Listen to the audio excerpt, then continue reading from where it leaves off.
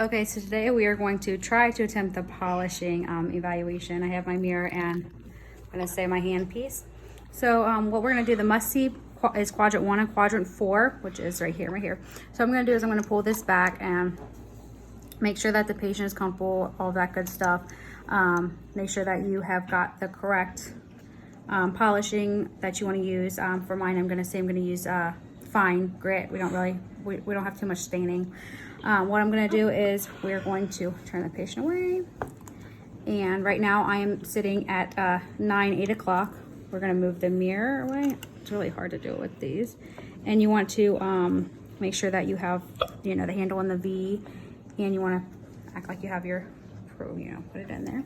Okay. And we're going to divide the tooth into 3 or 6 sections, depending. We want to make sure, come on, get over this way, baby. Get over here.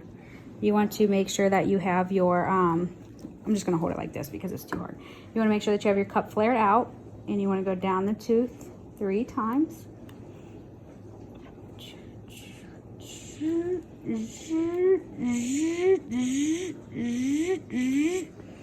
And then up here, when we get up here, we're going to go ahead. I'm sorry, making the sound effects. We're going to make sure that, again, we turn the patient towards us.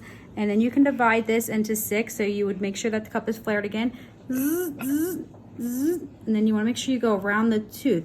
You want to make sure that you're going with the contour of the tooth on each one, making sure you're getting all of that plaque and stuff off. Okay. So I'm going to go ahead and go down here to quadrant 4. I'll do the linguals in a second because then I'll have to go up to 9 o'clock.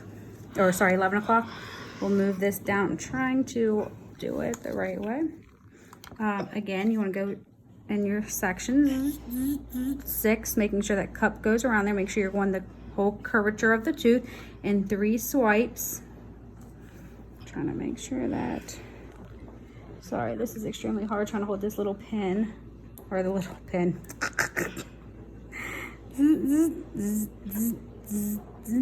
Okay. And then for the occlusal surfaces, you want to make sure you start with the back arch. I guess I should have said that, the most posterior teeth. Now for that, you want to divide it into half goes. You want to do like a sweeping motion up and down, making sure you're getting in all, can you see that, baby?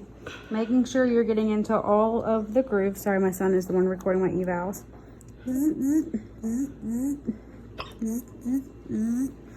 You want to make sure you're doing a thorough job. You could have the disclosing solution on there, so you would be able to see, like, of course, it turn the pink or the pinkish blue, depending on if it's old or new. Okay, same thing for down here.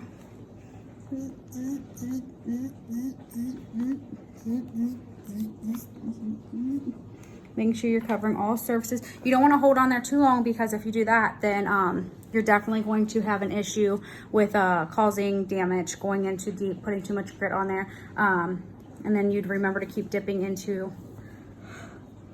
your polish to make sure that you have enough. Okay, so then I'm going to go ahead and go at the 11 o'clock. And for this, I'm going to go ahead and make sure he goes down. Do all of the lingual surfaces. Again, 3 times on each tooth.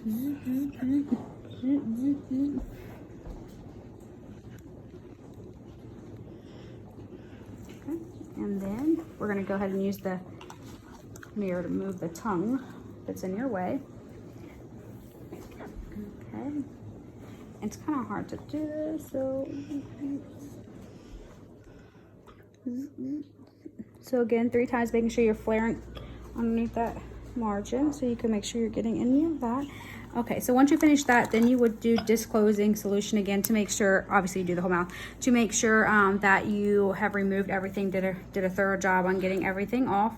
And then I think you need a nap.